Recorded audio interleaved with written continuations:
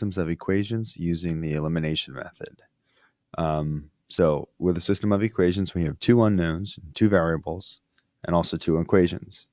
So I set this up so that we can kind of organize each term and each constant in a box. So I'm going to put the first equation in this first row of boxes. I'm going to put positive x, negative y, and that's equal to negative 6. And then in the second equation, we'll go in the second row, x plus y equals 8. Now, in order to use elimination, we really are adding each column vertically, and we're looking for one of the variables to cancel out.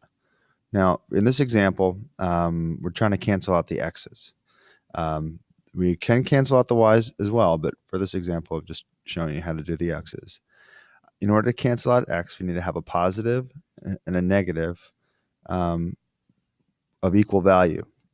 So in order to cancel out a positive 1x, I need to have a negative 1x down here. So if I multiply this second equation by negative 1, I'll basically switch all the signs here. So let me just rewrite everything over here. So x minus y equals negative 6. And then in this second equation, I'm switching all the signs.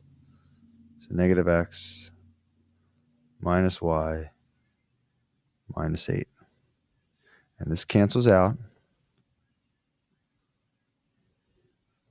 And then if I add negative y and negative y, I get negative 2y equals negative 14. When I divide both sides by negative 2,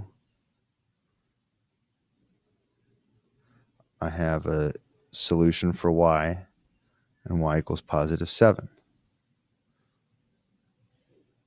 So the next step is I'm going to take y equals 7, and I'm going to plug it in to one of my original equations. It doesn't matter which one. I kind of like the second one, so I'll replace y with the number 7. And you probably can figure out that, even just looking at it, that x equals 1. So I have a solution set of 1, 7. If we look at another example, in this case we have coefficients for x that are greater than 1.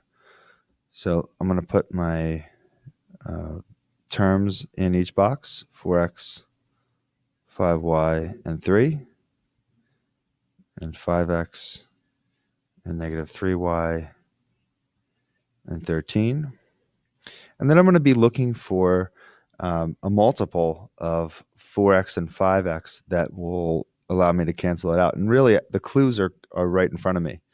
Because if I multiply this times 5, this top number, or this top equation by 5, and I multiply the bottom equation by 4, and I'll make it negative so that I'll have a positive 20x in the top and a negative 20x in the bottom, it'll cancel out the x's. So let me do that over here.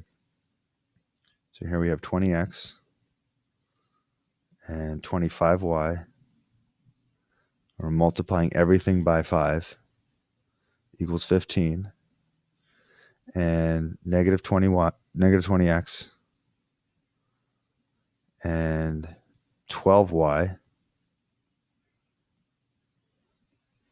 and negative 52. And this cancels. And then I have 37y equal negative 37.